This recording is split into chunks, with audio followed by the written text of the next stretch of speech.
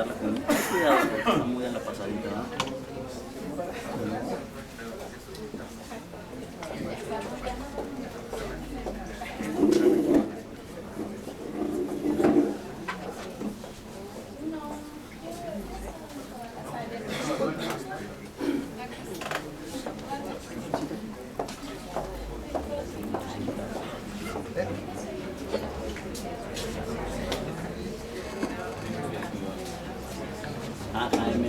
Víctor, están en mediación todos.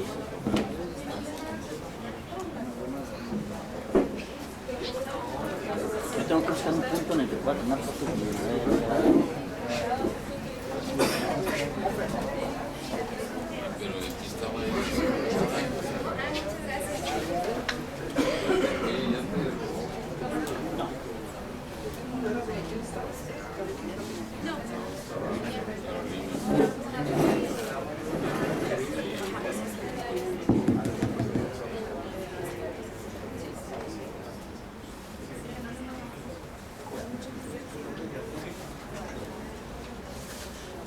Buenas tardes, bienvenidos a todos a la conferencia del día de hoy, Mapeo de Conflictos, impartido por el doctor Raúl Calvo. A continuación vamos a hacer presentación de quienes nos acompañan en el presidio y pues iniciamos por presentar al doctor Raúl Calvo Soler, nuestro invitado especial y ponente de esta conferencia.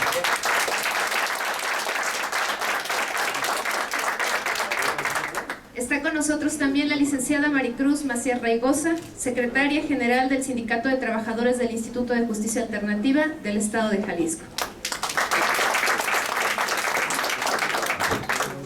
Nos acompaña el doctor Héctor Antonio Emiliano Magallanes Ramírez, director de Capacitación y Difusión del Instituto de Justicia Alternativa del Estado de Jalisco. También está con nosotros el doctor Blas Sergio Jasso Hinojosa, presidente del Colegio Estatal de Psicólogos en Intervención de Jalisco. El director Pedro Bernardo Carvajal Maldonado se encuentra actualmente en un compromiso en el municipio de Ameca. Él se integra con nosotros a lo largo de la conferencia, ¿sí? A continuación vamos a pedir por favor a la licenciada Maricruz Macías Raigosa nos dé su mensaje de inicio a esta conferencia.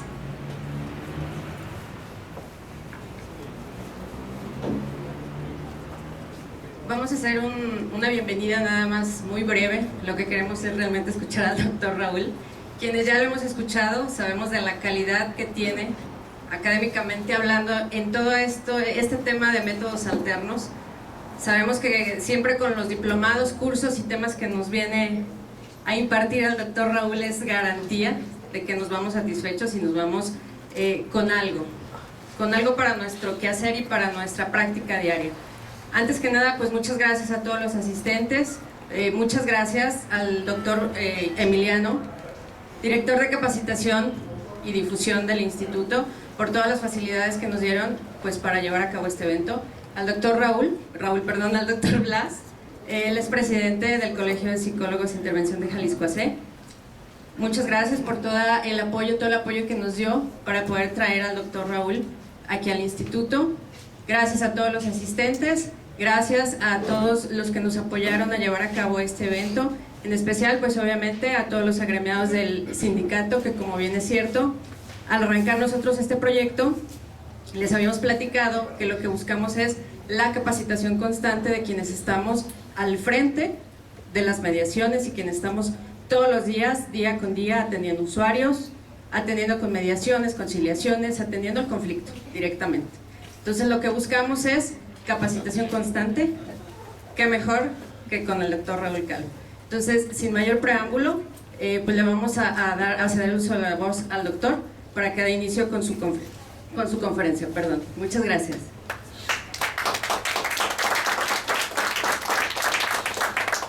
Bueno, pues antes de dar inicio a la conferencia con el doctor Raúl, les queremos leer un poco de su extracto curricular para que conozcamos más sobre su trayectoria. Y bueno, el doctor Raúl Calvo Soler es licenciado en Derecho por la Universidad Autónoma de Barcelona. Él es doctor en Ciencias Jurídicas y Sociales por la Universidad de Pompeu Fabra de Barcelona, profesor titular de la Universidad de Girona en los estudios de Derecho, Criminología, Ciencias Políticas, Trabajo Social y Pedagogía. Él es Visiting Scholar de la Universidad George Mason del Institute for Conflict Analysis and Resolution. Él es director del proyecto de implementación de la mediación prejudicial obligatoria de la provincia de Buenos Aires, director del proyecto piloto de diseño e implementación del sistema de justicia juvenil restaurativa en el Departamento Judicial de San Martín y de San Isidro, miembro investigador del grupo del Consejo General del Poder Judicial de España para el estudio de la mediación civil y mercantil. Destaca su participación como especialista en el proyecto del Libro Blanco de la Mediación en Cataluña. Ha sido consultor del Centro de Estudios Jurídicos de Cataluña en el Programa de Consolidación del Conocimiento del Servicio de Justicia Juvenil de Cataluña. Ha sido y es investigador de diferentes proyectos del Ministerio de Educación y Ciencia en Cataluña y la Unión Europea. Es miembro del Comité Científico del Instituto de Negociación y Resolución de Conflictos de la UCLM, miembro del Comité de la Prevención, Gestión y Resolución de Conflictos, es director de la Colección de Prevención, Administración y Resolución de Conflictos de la editorial Gedisa de Barcelona. Ha impartido cursos de máster, especialización y conferencias en universidades de Castilla-La Mancha, Burgos, Barcelona, Sevilla, Florencia, Italia, Universidad de Buenos Aires, Universidad de San Andrés, Universidad Nacional del Noreste de Argentina, Universidad del Norte y del Atlántico, Colombia, Universidad de Guadalajara, Universidad Autónoma de Guadalajara, Universidad Federal de Minas, Brasil, entre otras. Ha trabajado como operador de conflictos para instituciones públicas y empresas privadas en España, Argentina, Bolivia, autor de diversos libros y artículos en revistas nacionales e internacionales. Como ven, el currículum del doctor Raúl Calvo, bueno, es muy extenso. Y antes de dar paso a la conferencia, quiero comentarles, él nos dará aproximadamente 60 minutos de conferencia. Después pasaremos a una sesión de preguntas por todos ustedes para que las vayan preparando. Por favor, vamos a pedirles que no se retiren al final. Hay una rifa para un libro que tenemos del doctor Raúl Calvo, de su libro titulado Mapeo del Conflicto, y tenemos también un brindis preparado para él, ¿sí? Vamos, antes de iniciar, a ceder la voz, y para que ya podamos dar inicio, cedemos la voz al doctor Emiliano. Muchas gracias. Muy brevemente, saludarles, agradecerles que estén aquí con nosotros. Licenciado Alfonso Rejón, me gustaría que esté aquí con nosotros en el presidium. Gracias, porque doctor. Somos un instituto. Hoy vas a hablarnos del conflicto, nuestro director general viene para acá, y es muy importante que citamos esta oportunidad para acercarnos, para ver una oportunidad de aclarar los puntos a través de la mediación, y qué mejor que sea aquí en el Instituto de Justicia Alternativa. A mí me da mucho gusto dar la bienvenida a todos los invitados que nos acompañan, los centros privados, públicos, funcionarios, y destacar la presencia y interés de todos nuestros compañeros. Yo no quisiera hablar a nombre del Instituto de Justicia Alternativa, tenemos un director general y tenemos un secretario técnico que nos acompaña. Por eso me gustaría que nos acompañe para que le den la bienvenida y podamos arrancar con nuestro invitado, ¿no? Y decía que nuestro director general nos acompañará al final de esta charla para que podamos también saludarlo y darle la bienvenida a nuestro director general, Raúl, y sobre todo aprovechar todo lo que nos vas a venir a platicar para que podamos hacer una buena recogida de información y sobre todo hacer una puntual mediación fuera y dentro del propio Instituto de Justicia Alternativa. Licenciado Rejón, por favor. Gracias. Gracias a todos. Reciban un cordial saludo de nuestro director Pedro Carvajal. En unos momentos más se incorpora con nosotros. Raúl, nuevamente darte las gracias. Esta es tu casa. Nos has distinguido con tus visitas cada vez que estás por acá en Guadalajara. Bueno, hoy nuevamente te tenemos aquí. Enhorabuena, suerte con todos los trabajos que vienes desarrollando en diversas actividades, principalmente en la FIL.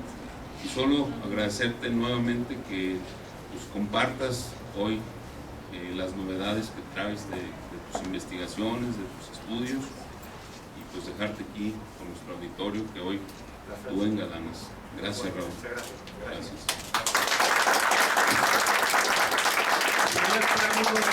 Raúl, es todo tuyo el espacio. Bueno, listo. Bueno, nada, ¿qué quieren que les diga? Yo, para mí es un orgullo volver a Lija. Hace, no sé cuándo fue la última vez que estuve, pero 3 años. 3 años y bueno, la verdad que encantado de volver a estar aquí con ustedes, encantado de que insistan, debe haber algo maquiavélico en sus cabezas para volver y para invitarme, así es que nada, yo encantadísimo. Y lo que yo quería hacer hoy es no dar una charla, hacer una introducción a un trabajo, a una propuesta de desarrollo técnico. Hoy somos mediadores, todos los que estamos en este espacio hoy trabajamos como mediadores o nos hemos formado como mediadores. Y mi intención es hablarles de mediador a mediadores sobre una técnica, o al menos hacer una introducción sobre una técnica. Yo decía ayer, y sigo convencido de esta cuestión, y hablábamos en la entrada, que el gran salto hoy hacia el futuro de la mediación y de la resolución de conflictos es la tecnificación y profesionalización de aquellos que intervienen en este mundo. Estoy persuadido de que no seremos creíbles a los ojos de la ciudadanía en la medida en que no podamos presentar una intervención técnica solvente, de la misma manera que no sería creíble un cirujano que tiene como único currículum una gran capacidad de hablar sobre la salud.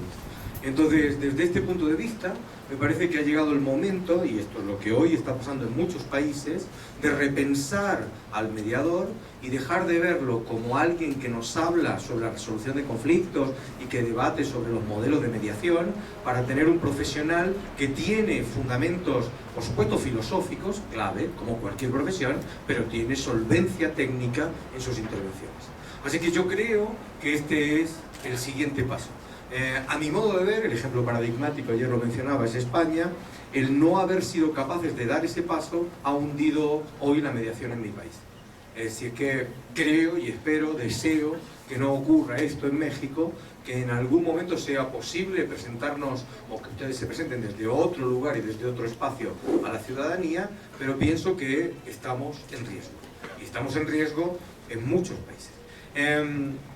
Si esto es así, quiero explicar, fundamentalmente, mi intención no es hacer el desarrollo de todo el trabajo técnico, pero sí presentarles algunas ideas que quizás puedan usarlo o les pueda servir. Yo he tenido el enorme placer de ser convidado a dictar un taller para mediadores en Guadalajara, un taller técnico, y la única condición que yo puse, aparte de que no hubiese mucha gente, porque es difícil trabajar técnicamente cuando tienes demasiada gente delante, pero la idea mía fue: yo no vengo a hablar de cómo son las cosas, sino de cómo se hace algo. Así que lo que yo quería es mostrar cómo se hace una cosa llamada mapeo de conflictos. Para poder explicar al menos algunas ideas en estos 60 minutos que me han marcado de charla, quiero explicar de dónde surge mi inquietud por el mapeo.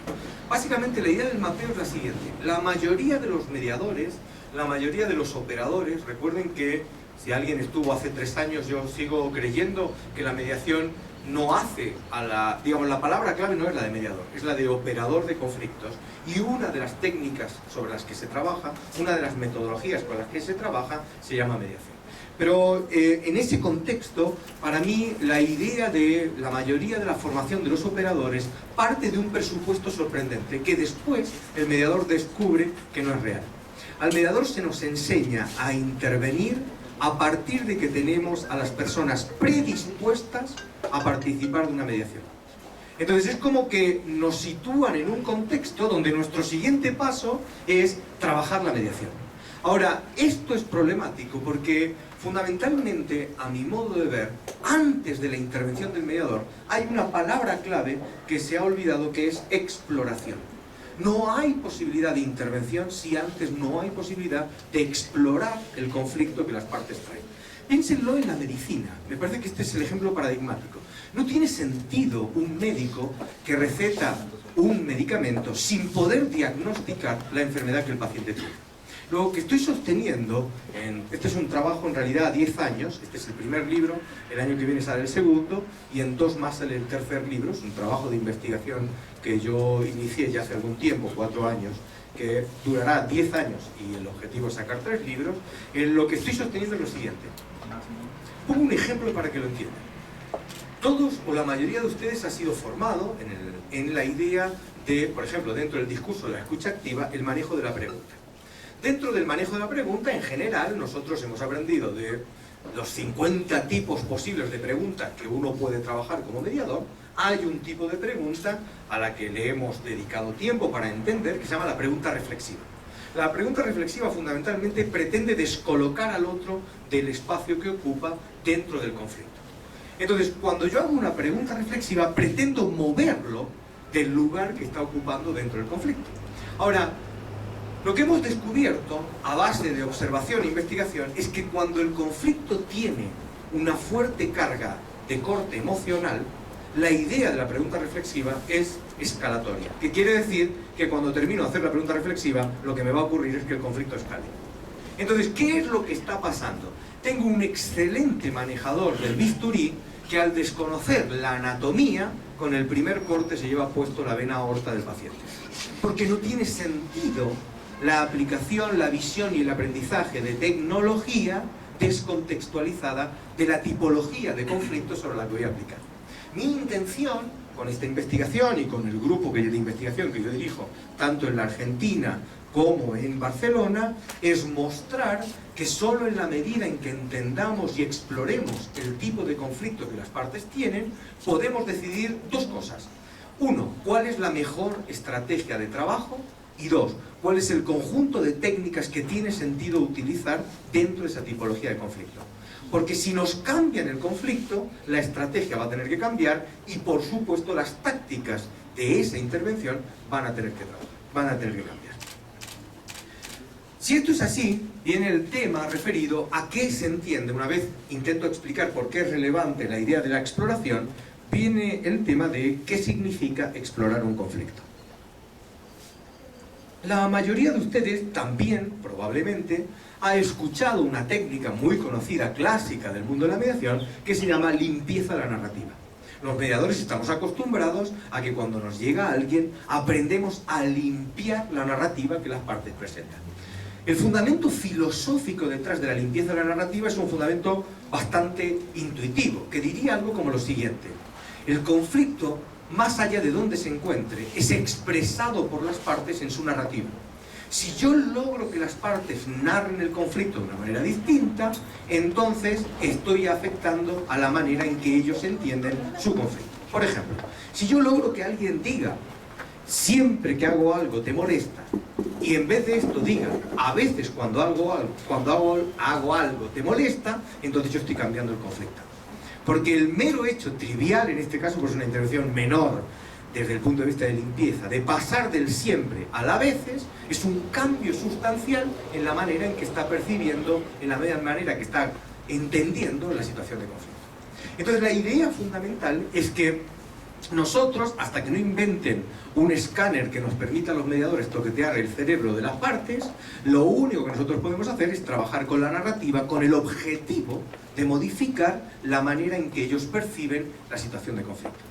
Hago un paréntesis. Recuerden algo que no me parece menor, y es que los mediadores no modificamos la realidad. El mediador trabaja las percepciones, trabaja la manera en que las partes ven la realidad y para ello trabaja la manera en que las partes presentan, narran la situación de conflicto. Ahora, la idea del mapeo, la idea de la exploración, parte de la vieja técnica de la limpieza de la narrativa. La idea fundamental es que cuando alguien cuenta una historia, al menos hay tres fenómenos que yo tengo que trabajar en esa narrativa. Uno, el fenómeno de la vaguedad. Yo tengo que trabajar la concurrencia de conceptos vagos y debo devolverlas como mediador en conceptos concretados. La idea de una narrativa sustentada en mayormente, en la mayoría de casos, habitualmente, es la idea de una narrativa que va a tener problemas a la hora de pasar a la fase de búsqueda de una solución. Entonces, lo primero que hemos aprendido, ya sé que estoy hablando del ABC, les pido mil disculpas, pero para llegar a donde quiero llegar, necesito empezar por esto que es muy básico. Entonces, lo primero que aprendimos fue a toquetear la vaguedad en la narrativa. Necesitamos enseñar a las partes a darle color en su cabeza a lo que es el conflicto. Porque un conflicto que dice, en general, mayoritariamente, es un conflicto que no está siendo pensado por las partes. Así que cuando limpiamos, trabajamos esa narrativa para convertirla en conceptos que no resulten vagos. El segundo de los elementos característicos de la intervención desde el punto de vista de la técnica de limpieza es lo que se llama ambigüedad. Lo que nosotros hacemos cuando alguien utiliza terminología ambigua o utiliza frases ambiguas es corregirlas, limpiándolas para desaparecer esa ambigüedad. Es un ejemplo paradigmático, trivial, si me permiten, de homonimia, pero si alguien me habla sobre el banco y ella en el banco, bueno, la idea es definir a qué se está refiriendo cuando me habla de banco. Las ambigüedades, hemos descubierto, no solo tienen que ver con eso. Por ejemplo, es curioso, ahora no sé si les pasa, cuando mandan un WhatsApp o un mensaje no se han dado cuenta de la cantidad de ambigüedades que generamos. Porque tú mandas el WhatsApp y te faltó una coma y ya no dice lo que tú querías decir. Porque no es lo mismo no punto voy que no voy. Entonces la idea de esto es como generar una situación donde al final no nos entendemos. Entonces empezamos, sobre todo con el corrector automático, empezamos a poner detrás frasecitas para ver que nos entienda. Bueno, la idea del trabajo de la ambigüedad es un elemento paradigmático de la limpieza de la narrativa. Sin lugar a dudas, el ejemplo paradigmático de la intervención de la técnica de limpieza narrativa fue lo que se denominó carga emotiva del lenguaje. Si para algo sirve la técnica, fundamentalmente la técnica de la limpieza de la narrativa, es para resolver la problemática de la carga emotiva del lenguaje que las personas utilizan dentro de la situación de conflicto. Por ejemplo, yo recuerdo un caso donde en un momento determinado, en una situación de divorcio, ella le dice a él: si no hubieses sido tan débil, no estaríamos donde estábamos. Y yo, lo único que se me ocurrió es preguntarle, cuando usted dice que él es débil, ¿se refiere a que es una persona sensible? Y ella me dijo, sí, esa es la palabra, no quería decir débil, era esa. Entonces eso es una intervención que va metida en un parafraseo, una técnica de parafraseo, y lleva detrás una limpieza de la narrativa que la persona expresa. Podría haberme dicho no, y entonces me hubiese permitido explorar cuál es el concepto de debilidad que ella está presentando. Y ese es un proceso de trabajo exploratorio. Ahora, el problema fundamental de esta limpieza es que la limpieza de las narrativas solo nos ha permitido entender cómo ven las personas un conflicto.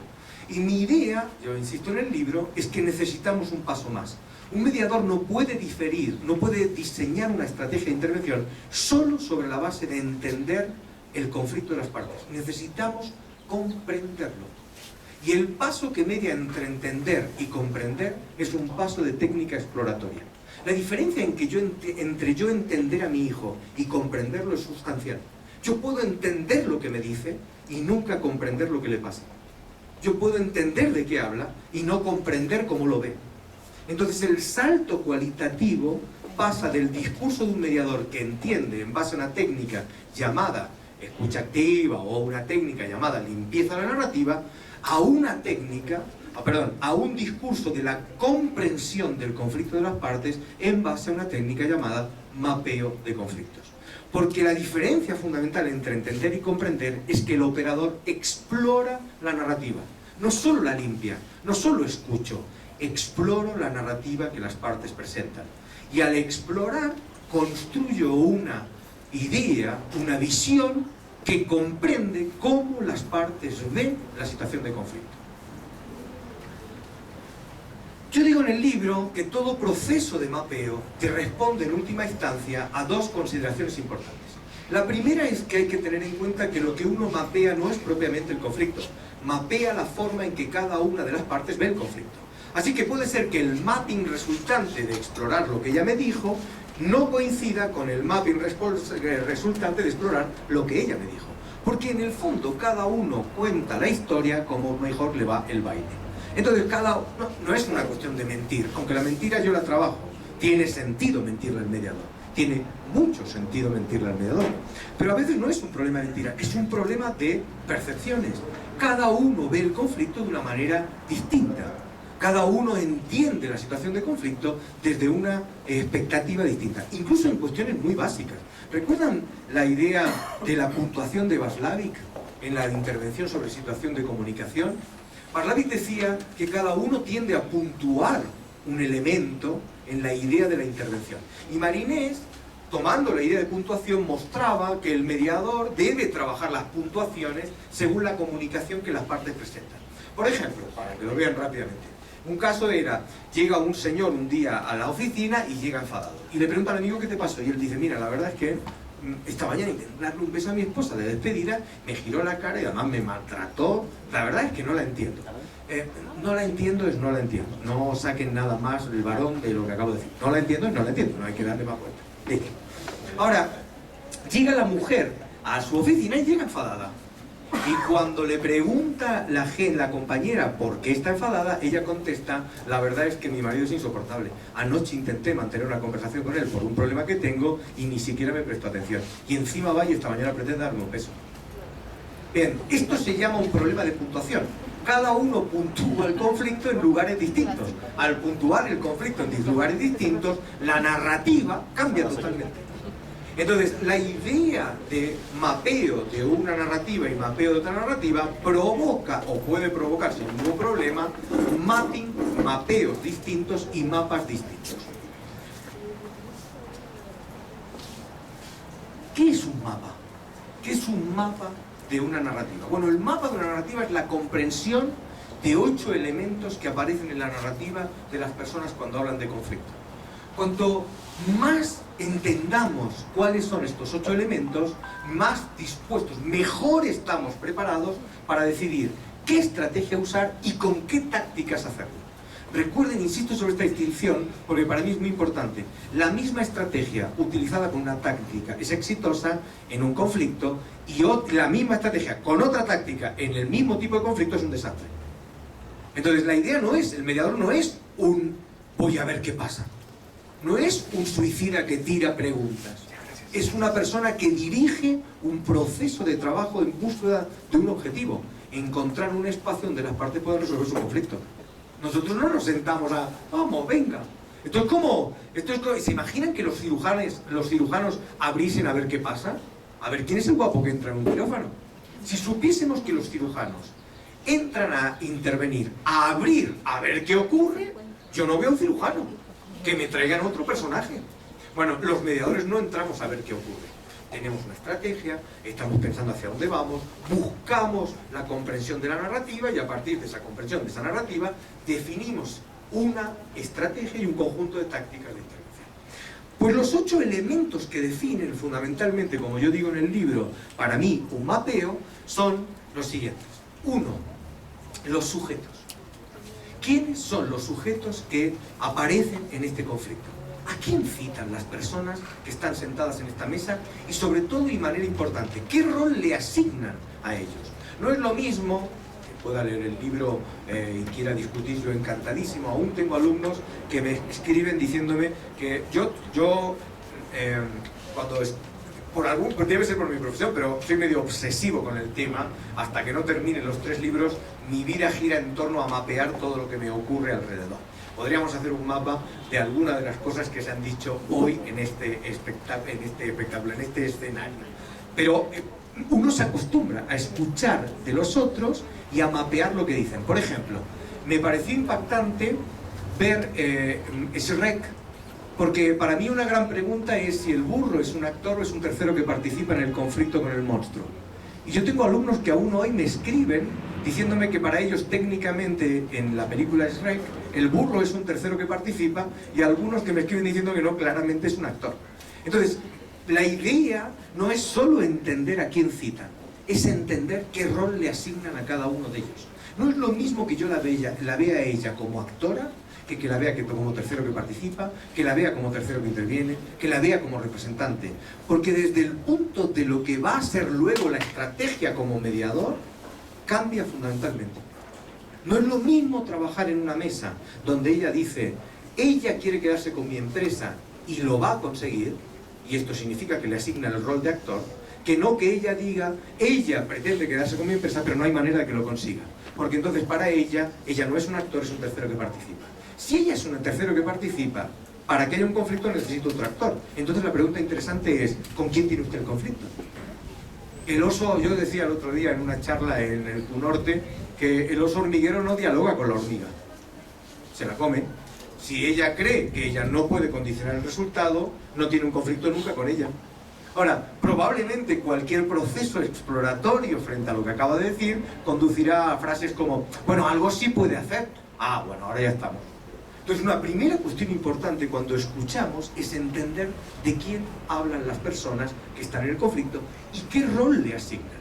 Yo en el libro trabajo también algunos elementos como tiene que ver con lo oculto. Hay gente que te esconde en su narrativa personajes dentro del conflicto. Aprender a detectarlos, establecer cómo los podemos escuchar. Entonces, la idea fundamental no es solo tener un listado que habla del conjunto de sujetos que citó ella, es entender cómo ve ella a cada uno de estos sujetos a partir de escuchar lo que dice y convertirlo en una comprensión. Y esta es la distinción. Escuchar lo que ella dice es listar todas las personas que citó. Comprenderlo es saber cómo los ve a cada uno y qué rol le asigna a cada uno de ellos dentro de la situación de conflicto. El segundo de los elementos es la distinción, que a mí me parece muy rica, porque genera desde el punto de vista de la intervención del mediador una dinámica muy interesante de trabajo. Yo no tengo ahora tiempo para explicarla, pero yo distingo claramente entre el concepto de tener un interés y tener un objetivo. Me explico rápidamente. La mayoría de los desarrollos que ha habido históricamente vinculados a la intervención en situación de conflictos operaban sobre la idea de la incompatibilidad. Ella quiere X y ella quiere Y. Y resulta que para ella, que ella consiga Y, significa que ella no va a conseguir X, y que para ella, que ella consiga X, significa que ella no conseguirá Y. El conflicto se asienta sobre una percepción de incompatibilidad. Si yo lo que quiero es compatible con lo que ella quiere, nunca tendremos un conflicto. Nosotros tenemos conflictos porque estamos convencidos que si yo consigo lo que quiero es porque ella no lo va a conseguir. Y ahora tú y yo tenemos un conflicto entre manos. Por supuesto, el conflicto puede darse, en la teoría del conflicto clásica, de manera total o parcial. Pero en cualquier caso, la incompatibilidad es un elemento crucial. Ahora, esto ha hecho olvidar, yo decía el otro día en un curso, esto ha hecho olvidar algo muy importante. El conflicto es la combinación de dos elementos. La incompatibilidad, pero la interdependencia. Nadie tiene un conflicto con alguien al que no necesita para conseguir lo que quiere. Nosotros solo tenemos conflictos con personas que necesitamos para conseguir lo que queremos. En un mundo donde nadie necesitase a otro, no habría conflictos. Nosotros tenemos conflicto porque resulta que para que ella consiga lo que quiere, me necesita a mí. O ella está convencida que me necesita a mí. Recuerden que el conflicto no habla sobre la realidad, habla sobre la manera en que la vemos, esa realidad. Entonces, para ella lo relevante es que conseguir lo que ella quiere depende de lo que yo haga. Si lo que ella quiere conseguirlo es independiente de lo que yo haga, nunca tendremos un conflicto. Lo que es interesante es que la mayoría de las personas encajan el discurso de la mediación desde la incompatibilidad y olvidan el discurso de la interdependencia. La mayoría de las personas no vienen a mediación diciendo, mire, la verdad, doctor, quiere que le diga, yo la necesito a ella para conseguir lo que quiero. No. Las personas vienen a mediación a decirnos, es que doctor, ¿sabe qué ocurre? Que lo que yo quiero es incompatible con lo que ella quiere. El mediador es un gran transformador de la narrativa desde el discurso de la incompatibilidad al discurso de la interdependencia. Ser capaz de asentar el discurso de la interdependencia en la mediación es lograr que el otro piense, que el que está hablando piense en el otro. Porque hablar de la interdependencia es hablar del espacio que ocupa el otro dentro de la situación de conflicto. Así que cuando un mediador logra que las personas, las empresas, en el trabajo, en la comunidad, dejen de hablar de lo que quiero y empiecen a entender de lo que necesitamos o de dónde estamos parados cada uno, empezamos a entrar en una dinámica distinta. Ahora, en ese contexto, a mí se me ocurrió, después de... Normalmente en el proyecto que yo dirijo de la forma en la provincia de Buenos Aires, como ustedes saben, yo tengo 2.500 mediadores a cargo, la formación de 2.500 mediadores, que hacen aproximadamente unas 70.000 mediaciones por año. Esto es lo que en estos momentos estamos. Estas son las públicas, las privadas no entran dentro del cómputo. Pero nosotros tenemos procesos de visionado de intervención de mediadores y de evaluación en la intervención de los mediadores. En cámara de Gesell, así que cuando entra el mediador, del otro lado hay gente que observa lo que hace ese mediador cuando interviene. Y ahí viene un feedback de qué pasó, qué no pasó, qué hiciste, por qué lo hiciste, por qué no lo hiciste, donde aprendemos todos y mejoramos todos, porque hay alguien del otro lado que nos dice, mira, yo vi que podría saber, yo me pareció que podría saber, y esto nos hace crecer. A mí me gusta mucho ver mediaciones, a mí me apasiona ver a mediadores. Me parece que es algo tan espectacular, y cuando ves un buen mediador, dices, wow. wow, cómo maneja este personaje el escenario, la narrativa, ves cómo va construyendo algo que es espectacular. Entonces yo suelo ir mucho a ver en Cámara de Gesell mediaciones. No suelo decirle a los mediadores que estoy del otro lado, porque entiendo que a veces, pues como que hay una situación de... Tengo muy buena relación con todos, pero hay como una sensación de Dios nos está mirando. Entonces, como yo dirijo el programa, a veces tenemos como... Pero a mí me gusta verlos porque me gusta ver qué es lo que hacen. Y yo me di cuenta que el mediador le pasaba algo sorprendente. ¿Qué es esto? La mayoría de las personas entran a la mediación y dicen, quiero X. Lo que sea. Así es como la gente se presenta en el conflicto. Yo quiero esto. Ahora, el mediador con ese yo quiero esto empieza un proceso que muchas veces es un proceso dramático, que es que empieza a darle vueltas y vueltas y vueltas. ¿Nunca les pasó? Empiezas a darle vueltas a ver qué significa, a dónde nos lleva la afirmación de yo quiero X. Ahora, en realidad el mediador no sabe a dónde va. Y lo más increíble es que las partes ya se han dado cuenta que el mediador está tan perdido como ellas. Recuerden esto, las partes tienen un olfato espectacular. Cuando un mediador empieza, bueno, bien, vale, bueno, entonces, gracias por estar aquí. Y cuando un mediador empieza con ese lineamiento, las partes dicen, este no sabe, no tiene ni idea de lo que va a hacer. Y esto significa automáticamente que el mediador tiene que remontar una palabra clave, la desconfianza. El primer error de la mayoría de los mediadores es no generar confianza, pero no generar confianza desde el discurso facilón. Chicos, yo les voy a echar una mano. No, generar confianza desde el punto de vista de la solvencia profesional y técnica del tipo que está hablando. Ahora, el discurso facilón, yo digo, bueno, yo les echo una mano. No, la idea es una narrativa seria, profesional. Bueno, entonces, a mí me pareció interesante que tenemos que explorar significa, en términos del discurso de objetivos e intereses, desestructurar la frase yo quiero X. Normalmente, insisto, la manera más sencilla de trabajar esto es a través de 5 líneas de manejo de esa frase yo quiero X. La primera línea de trabajo es la idea de si X es tangible o intangible. No es lo mismo que yo diga, yo quiero que me devuelva el dinero, que yo diga, doctor, yo quiero la felicidad de mis hijos. El primero es un tangible, el segundo es un intangible. No se trabaja de la misma manera un yo quiero X tangible con un yo quiero X intangible. Porque el modelo de intervención del mediador varía sustancialmente desde el punto de vista de la tangibilidad o desde el punto de vista de la intangibilidad. Así que la primera línea de exploración es si la manera en que, aquello que él presenta como yo quiero X hace referencia a un tangible o un intangible. La segunda línea de exploración tiene que ver, yo lo llamo en el libro, con la disparidad. Esto es lo que les decía. A veces encontramos en narrativas, vamos a desarrollar el año que viene en la formación de nuestros mediadores un mejor manejo de todo lo que son los desarrollos del discurso, el relato y la narrativa. Por ejemplo, hoy creo que durante esta semana ha estado en la feria, también traído por Gedisa, porque publica con Gedisa, uno de los grandes especialistas en narrativa, que es Van Dijk. Y realmente el leerlo desde el punto de vista de la intervención del mediador es muy importante. ¿Por qué? Y porque nos han demostrado algo que a nosotros era muy importante. No hay una realidad, hay un relato en torno a esa realidad. Y este es el punto clave. La idea, por ejemplo, en Argentina en estos momentos es impactante, porque frente a los mismos hechos tenemos dos relatos totalmente contradictorios. Yo no sé si esto pasa en México. Por ejemplo, en España nunca un político perdió unas elecciones. Jamás. El que gana porque saca un 40, un 70% dice, joder, arrasé. Y el que saca un 20% dice, pensé que me iba a ir peor, así que gané también. Bueno, pues nada, fantástico. Maravilloso. El problema no es el dato, es el relato que generamos en torno al dato.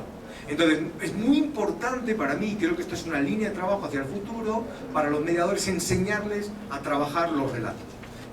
El nuevo libro que nosotros publicamos ahora con Sara es un libro que habla sobre relatos violentos, relatos de la violencia, porque la violencia se trabaja también, y en esto estoy de acuerdo con lo que ella propone, desde el relato. La violencia también se trabaja desde el relato. Bueno, hay todo un mundo que tiene que ver con la idea del trabajo del mediador y de la intervención del mediador en el mundo desde el trabajo del relato. Así que tiene sentido observar si hay disparidades. Yo puedo tener un relato simbólico, yo puedo tener un relato que esconde, yo puedo tener un relato que omite, yo puedo tener implicaturas conversacionales en mi relato. No te lo dije, pero el mediador debe entender lo que no estoy diciendo, debe captar aquello que no fue dicho. No solo lo que las partes dicen, sino lo que las partes omiten dentro de su narrativa. Puedo trabajar y a partir de aquí yo propongo dos líneas de trabajo muy rápidamente. La primera línea de trabajo yo le llamo el trabajo hacia abajo, que es la pregunta del cómo. Yo digo, quiero X, ¿cómo vamos a conseguir X? La pregunta del cómo es la pregunta que distingue entre el trabajo a nivel de intereses, X, y el trabajo a nivel de objetivos, lo que venga aquí abajo.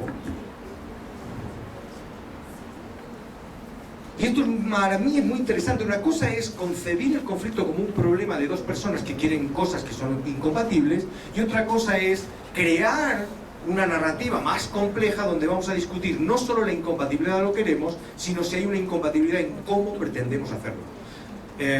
No es extraño que la gente no discrepe en lo que quiere y discrepe en el cómo lo van a conseguir. Los padres quieren normalmente, cuando se divorcian, la felicidad de sus hijos. Discrepan en cómo se desarrolla esa felicidad.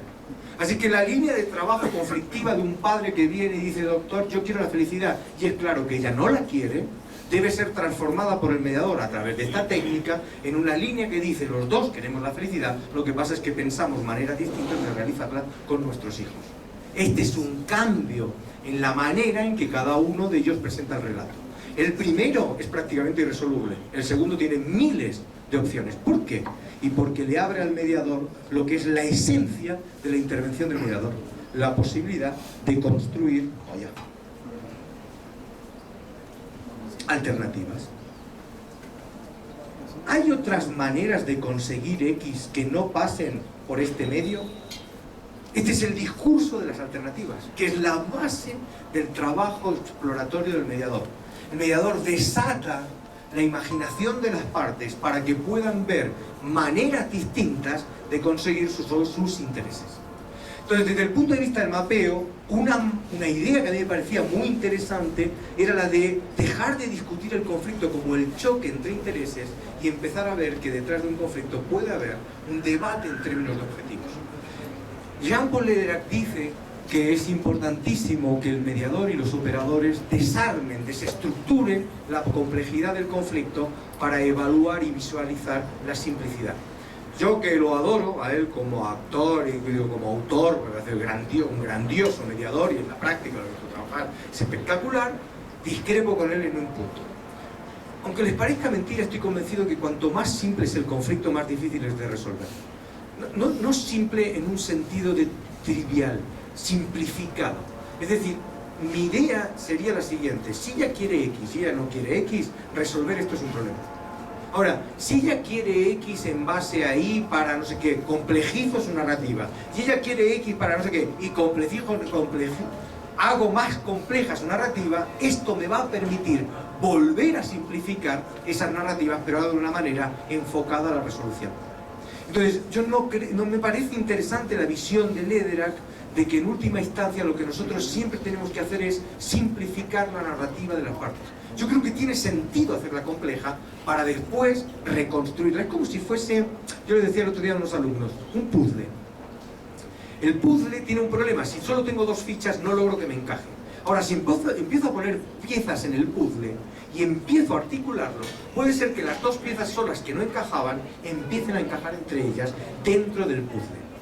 Esa es la visión que yo propongo desde el punto de vista del mapeo.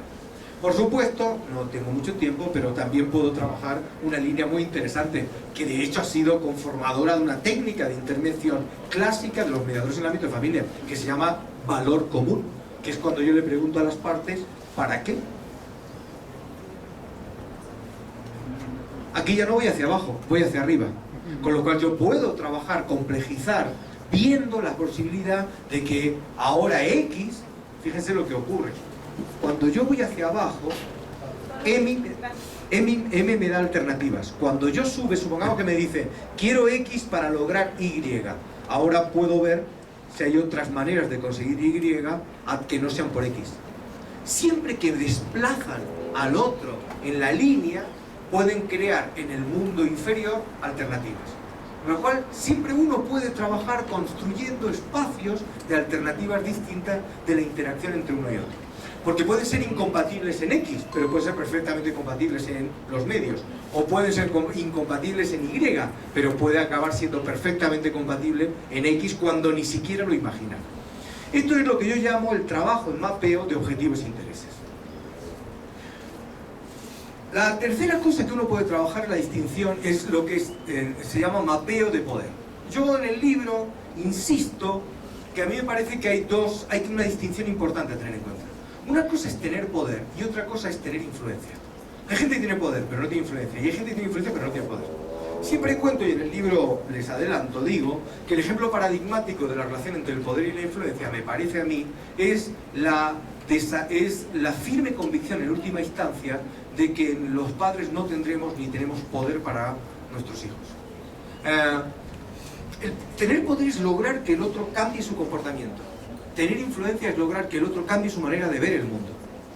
El poder no es lo mismo que la influencia. Y puedo yo cambiar la manera en que ve el mundo, pero no lograr que cambie su comportamiento. Y el ejemplo que yo utilizo es el famoso, a ver si a alguien le pasó esto. Sale tu hijo del baño y tú entras y dices, madre del amor hermoso, ¿en serio que así vas a dejar el baño?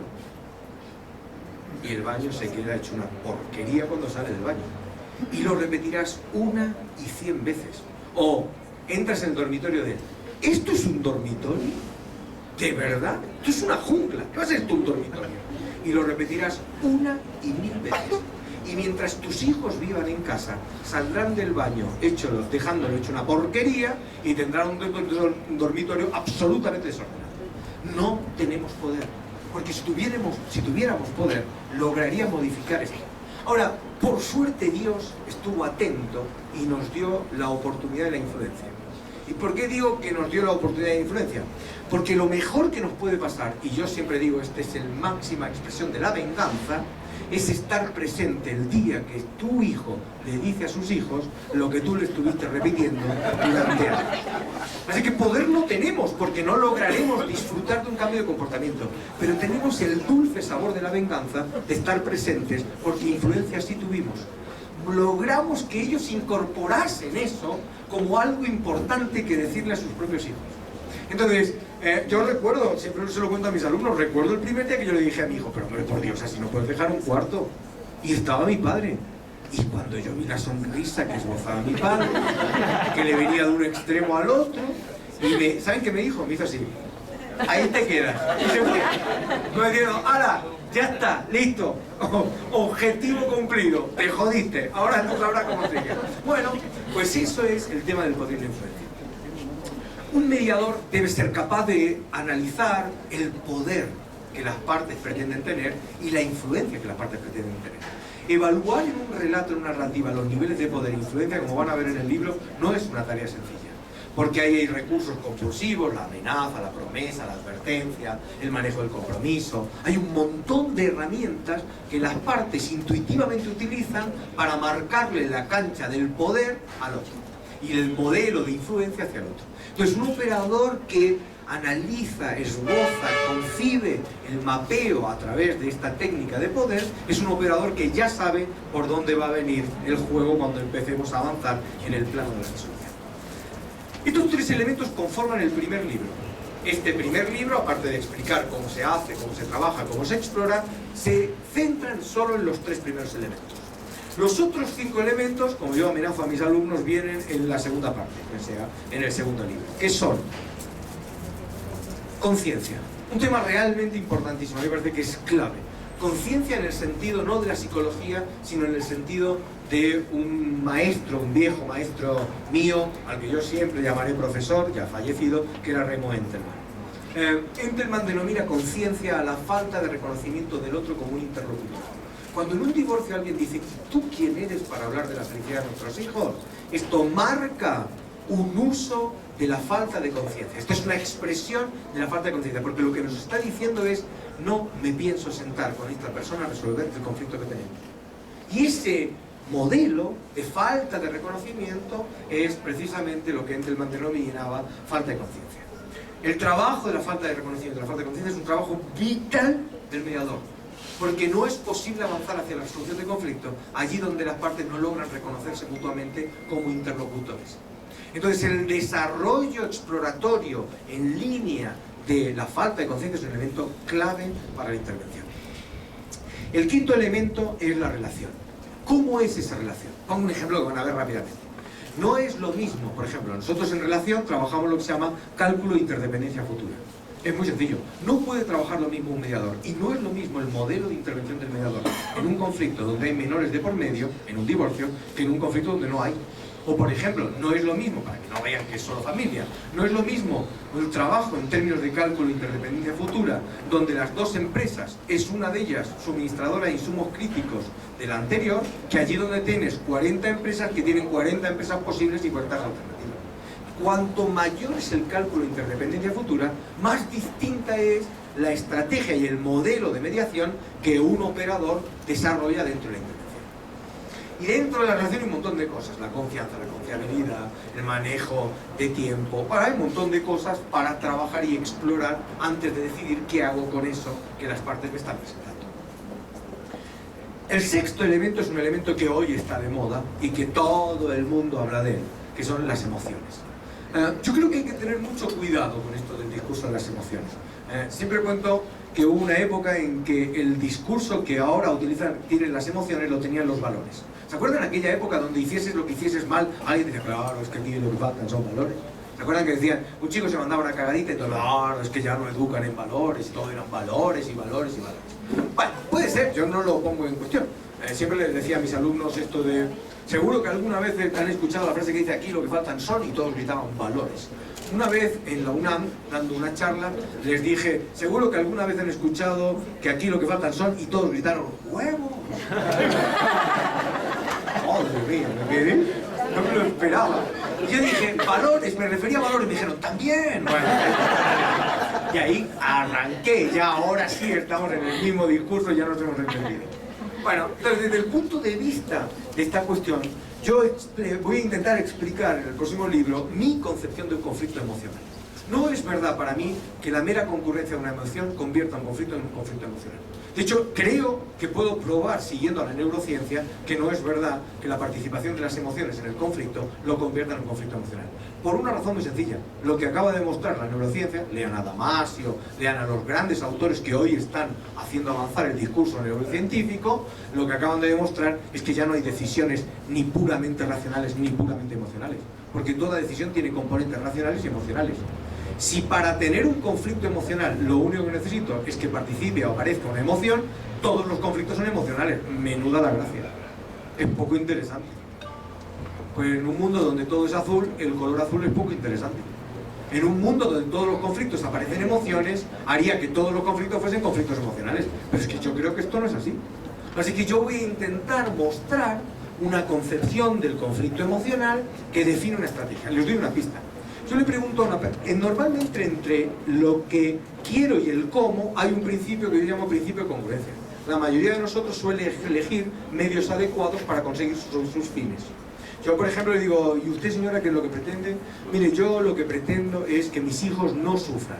Ah, ¿y cómo lo va a hacer? Bueno, quiero sentarme a ver si lo podemos resolver esta situación con él sin impactar sobre mis hijos. Esto es congruente. Ahora, muchas veces en los conflictos no ocurre esto, ocurre lo siguiente.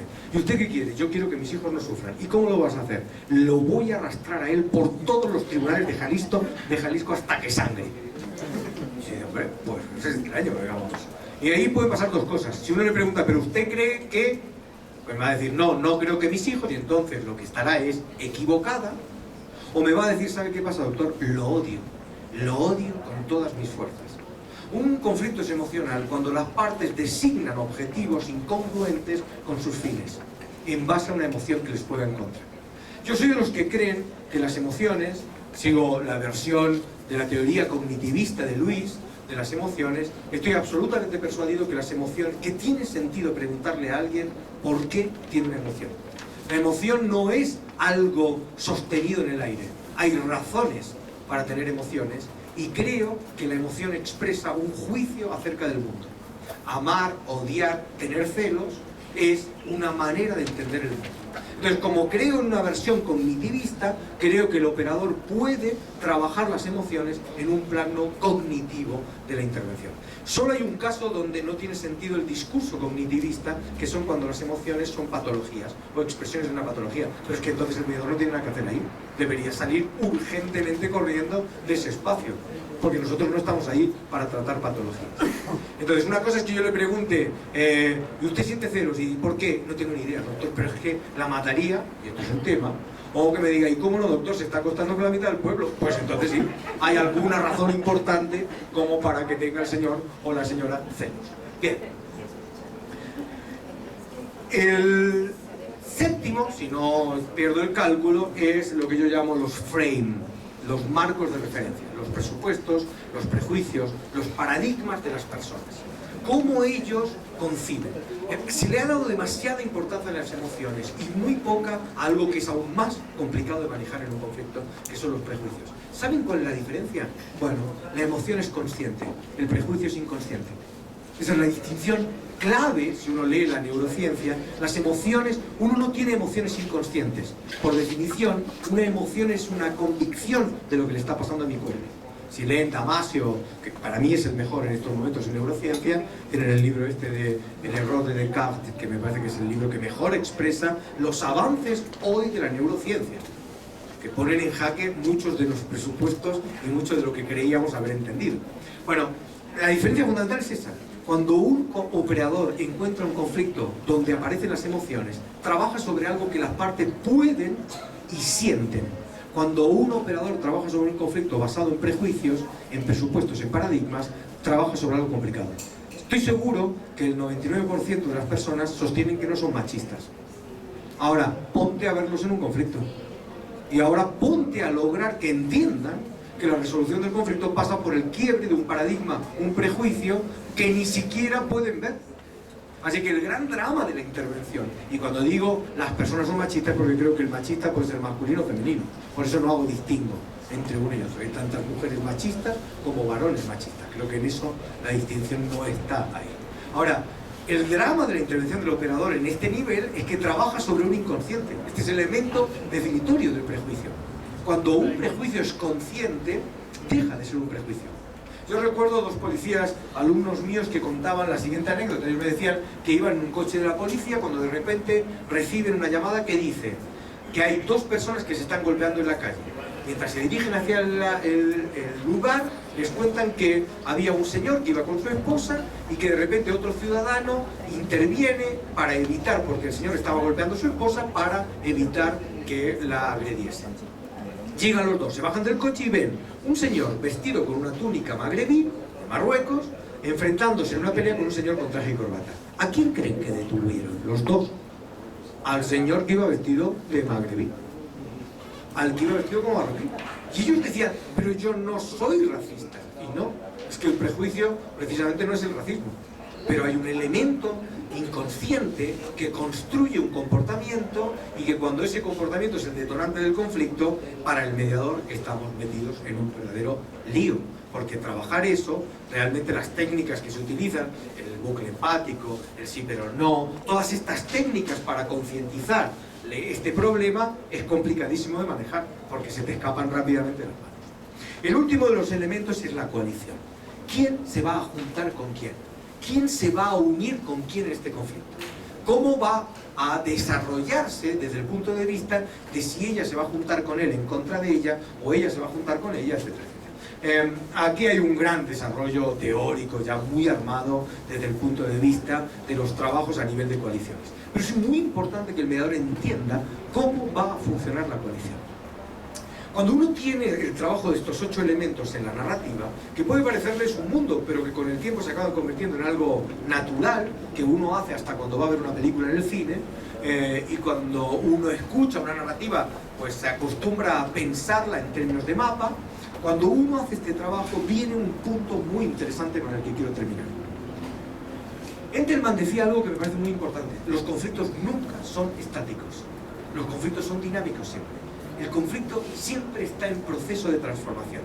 Lo que yo he intentado, y en el último capítulo de este libro presento como una especial introducción, es mostrar que hay reglas de la dinámica del conflicto. El conflicto no se mueve de cualquier manera, se mueve de maneras muy determinadas.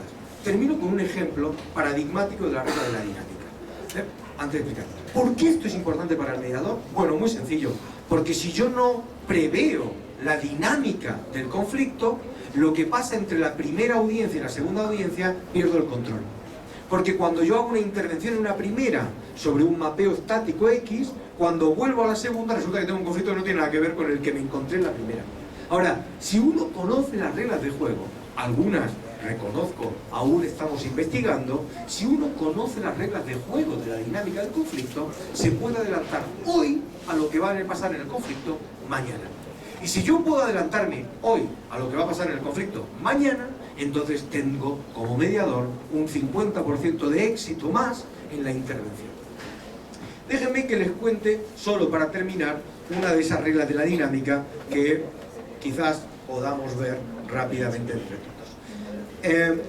El primer libro que yo publiqué, hace ya lamentablemente muchos años, se lo dediqué a mi hijo. Y el libro se llamaba Uso de normas jurídicas y teoría de la ética. Siempre pensé que las normas son jodidas, esto no hay nada. Pero no, se llamaba Uso de normas jurídicas y toma de decisiones, que fue mi tesis doctoral. Cómo impactan sobre el proceso, sobre diferentes modelos de decisión de una persona, la aparición de las normas jurídicas. Yo se lo dediqué a mi hijo. Mi esposa le dijo a mi hijo: mira, papá te dedicó un libro. Mi hijo lo miró y dijo, lo tiró al suelo y dijo: no tiene ni un solo dibujito. Estaba absolutamente enfadado conmigo. Entonces, si ustedes miran el libro ahora, van a ver que en la parte central del libro está llena de dibujitos. Llena de dibujitos. De hecho, el libro dice en la dedicatoria, entre otras,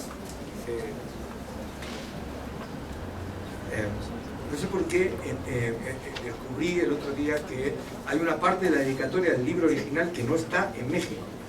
No sé por qué. Pero bueno, no importa. Porque había una parte que decía: para mi esposa, porque contigo los conflictos tienen resolución. Entonces alguien dijo: esto es muy perverso, así que lo sacamos, y desapareció. Alguien dijo: esto, bueno, ¿por dónde viene? Pues nada, desapareció. Bueno, no importa. Pero yo digo ahí para mi hijo porque le debía un libro que sí tuviese dibujitos. Esa es la historia, porque él se enfadó y esta vez le hice con mucho dibujito para que él esté contento. Porque yo, en realidad, ahora fuera de esto, yo creo, o al menos desde mi punto de vista, yo soy visual. La idea de poder dibujar el conflicto me permite entender rápidamente por dónde voy a trabajar. Hay gente que es menos visual. Yo necesito dibujar, necesito ver la situación de conflicto. Y para terminar, quiero mostrarles desde el punto de vista del dibujo una de las reglas clásicas de la dinámica de situaciones de conflicto que explica, por ejemplo, qué debería hacer un mediador en una intervención como la que sigue. Supongan que tienen un conflicto donde hay dos actores. Voy a ponerlo en versión familia, pero insisto que para mí no hay un conflicto llamado familiar. No existe algo así como un conflicto llamado familia, porque no hay ninguna teoría del conflicto que defina a la familia como un elemento. Hay conflictos sistémicos, hay conflictos basados en relaciones emocionales, hay conflictos... Pero yo he visto conflictos que el derecho llamaría empresariales, que son netamente muy parecidos a la familia. Por ejemplo, si alguien se ha dedicado a concursos y quiebras, suspensión de pagos y quiebras, cuando el deudor le dice el acreedor le dice al deudor: ¿cómo me has podido hacer esto? Después de tantos años trabajando juntos, yo digo, se están divorciando. Y hay conflictos empresariales que son realmente conflictos de un nivel de carga emocional y de intangibilidad terribles. Así que ojo con la idea de la distinción del conflicto familiar, ¿verdad? Porque no hay ninguna teoría del conflicto que diga familia, una categoría de conflictos, o mercantil, una categoría de conflictos. No es verdad, no hay ninguna teoría que hable de eso. Lo que hablan son las teorías jurídicas, Y ahí viene un gran error. Se piensa que si pone penal no se media, si pone mercantil seguro que lo mediamos. Y hay conflictos mercantiles inmediables, igual que hay conflictos penales perfectamente mediables. El derecho no puede dirimir la mediabilidad de un conflicto. Ese es otro grave error que no hemos sabido explicar. El derecho no es un elemento que defina la mediabilidad de un conflicto. Es un elemento que trabaja en otro plano. Lo único que puede definir la mediabilidad del conflicto es una teoría del conflicto, no el derecho. Bueno, supongamos que estos dos señores se están divorciando. Y supongamos que hay un hijo menor, que se llama tercero que participa. La diferencia, para si alguno empieza a leer el libro, la diferencia fundamental es que un actor es alguien que teniendo un interés específico tiene la capacidad de condicionar el resultado, un tercero que participa es alguien que tiene un interés específico pero no tiene la capacidad de condicionar el resultado. Por ejemplo, para ponerlo en otro lugar, el amigo de una pareja que se está divorciando. Supongamos que este amigo dice lo siguiente: la verdad que yo estoy sufriendo por lo que está ocurriendo. La manera en que se están divorciando, creo que se están equivocando. Y aunque he intentado hablar con cada uno de ellos, nunca logré que me prestasen atención. Este relato, esta narrativa, propone para el operador dos cosas. Uno, que es una persona que tiene un interés, me preocupa. Dos, que es una persona que se concibe como alguien que no tiene la capacidad de condicionar el resultado. Porque él dice, no he hablado con ellos, pero no he logrado cambiar. Si yo tengo el interés, pero no tengo la capacidad de condicionar el resultado, respondo a la categoría de tercero que participa. Hay una regla de la dinámica que dice que no interesa el conflicto a los terceros que participan. Todo tercero que participa, cuanto más se aproxime al fuego del conflicto, más probabilidades tiene de convertirse en actor. Y esto se llama magnetismo conflictual. Todos intentamos, sí o sí, cuando tenemos nuestros conflictos, convertir a los terceros que participan en actores. Lo pongo para que lo vean rápidamente. La primera vez que uno... Pongo un ejemplo. Les pregunto, ¿conocen alguna persona que siendo amigo de los dos cuando estaba casado, siga siendo amigo de los dos cuando se divorciaron? No, es complejísimo. Porque el conflicto le importa la dinámica, le importa el magnetismo conflictual. Y esto se desarrollará de la siguiente manera. Él dirá, ¿sabes? ¿A qué no sabes con quién voy a cenar esta noche? ¿Con quién? Con tu ex. Oh, mira qué bien. La segunda vez dirá, ¿que no sabes con quién voy a cenar esta noche? ¿Con quién? Con tu ex. Mira, ¿con mi ex otra vez? Sí, con tu ex otra vez. La tercera vez le dirá, escúchame, ¿a que no sabes con quién voy a cenar esta noche? Con mi ex. Sí, acertaste. Y le va a decir, escucha, ¿no estás saliendo tú mucho a cenar con mi ex? La cuarta vez le dirá, ¿a que no sabes con quién voy a cenar esta noche? ¿Con quién? Con tu ex. Bueno, escúchame una cosa, o sales a cenar con mi ex, o eres amigo mío. Pero empiezo a no entender cómo te puedes llamar amigo mío y salir tanto a cenar con mi ex. La quinta vez que se lo diga, le dirá, fundamentalmente, es obvio que tú no eres amigo mío, porque por eso sales a cenar tanto con mi ex. Este proceso en narrativa se llama magnetismo conflictual. Todos intentamos tirar del tercero que participa para convertirlo en un actor del conflicto. No soportamos la neutralidad o la imparcialidad. No soportamos aquel que no se compromete conmigo dentro del conflicto. Y vamos a tirar de él todo lo que podamos para que... Y esto produce el efecto de dinámica final, que es el siguiente. O termina con él aliándose en contra de él, o termina con él aliándose en contra de él, o termina yéndose del conflicto. Y esa es una ley de dinámica clásica del conflicto. ¿Y esto qué significa para el operador? Significa dos cosas. Cuando en una narrativa detectamos un tercero que participa, el mediador tiene que tomar dos decisiones dramáticas. Uno, si lo traigo o no lo traigo a la mesa. Porque cuanto más lo traigan a la mesa, más lo acercan al fuego. Y dos, si lo traen a la mesa, asegúrense de protegerlo del magnetismo conflictual. Porque el problema del magnetismo conflictual, yo digo en el libro, es que deriva en un proceso que se llama de polarización. ¿Qué es lo que el tercero que participa puede hacer que no pueden hacer los actores?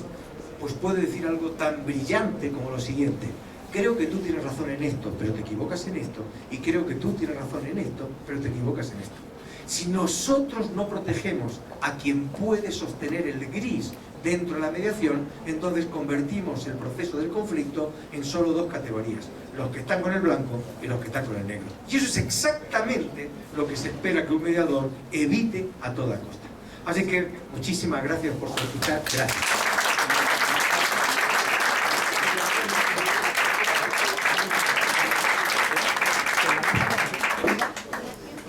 Gracias, doctor. Como siempre, extraordinaria su ponencia.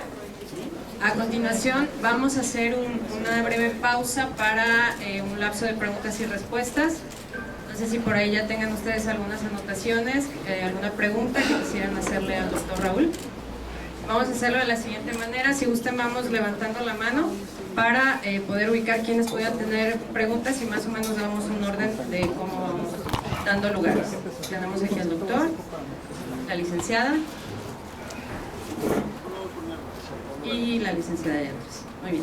Ahorita si hay alguna otra persona que tiene por ahí alguna otra pregunta, levantamos la mano, ¿sí? Muchas felicidades, estupendo programa. Y bueno, pues esto hay que aplicarlo rápidamente, pero en mi poca experiencia me he encontrado con otro elemento que siento que termina por afectar mucho y no sé cómo manejarlo: las expectativas de las personas. La expectativa de las personas es algo que el mediador construye. El problema fundamental está en que el mediador no sabe trabajar eso. Yo explico cómo lo veo. Por ejemplo, si yo le pregunto a usted, nosotros tardamos mucho tiempo en decidir cómo preguntaba un mediador en el arranque de la mediación, porque nos parecía un elemento claro. Una época, si usted le pregunta a ella, quisiera saber qué problemas viene a resolver aquí, está creando expectativas. Y está creando usted las expectativas que después le van a volver a jugar en contra. Así que nosotros empezamos a estudiar cuál era la mejor manera de intervenir, de abrir juego el mediador para evitar la creación de expectativas. Por ejemplo, nosotros nunca preguntamos cuáles son los problemas que quiere resolver, cuál es el conflicto que quiere resolver. Nosotros discutimos, le preguntamos cuáles son los temas que le gustaría conversar. No generamos ningún tipo de expectativa que haga referencia a la idea de resolver, porque si no, perdemos, por ejemplo, todo el 50% del modelaje que no está basado en el acuerdo. Entonces, primera cuestión importante es que uno tiene que revisar en qué medida las expectativas las construye uno. La segunda cuestión que uno tiene que hacer, a mi modo de ver, es asumir la expectativa como un elemento del conflicto. Y eso no es un problema. Es una parte más. Ella puede esperar cosas, ella puede desear cosas, ella puede preferir cosas, y para eso vamos a trabajar la cuestión entre intereses objetivos. La expectativa de ella es que hoy, aquí, ella le dé lo que ella quiere. Ahora, si yo tomo esa narrativa simple como está armada y yo empiezo a darle, pero seguro que es solo eso, y no habrá otra manera de verlo, y usted no cree, esto no lleva a ningún lugar. A ver, no les estoy explicando lo que ya saben ustedes. Esta manera de interactuar es un fracaso. Necesito romper una narrativa que habla de la expectativa de lo que yo espero. Yo le doy dos opciones, hay muchísimas más, en el libro que yo trabajo, muchas más. O me voy hacia abajo, está bien, ¿qué es lo que usted desea? Deseo esto. Yo no voy a entrar al trapo a discutir, no puede usted desear eso, o cómo, no, entro a jugar en ese relato. ¿Cómo quiere conseguirlo? ¿Cómo tenemos que trabajar? Hay una metodología muy interesante, técnica, que se llama el GPT, no sé si ustedes lo manejan, que significa dividir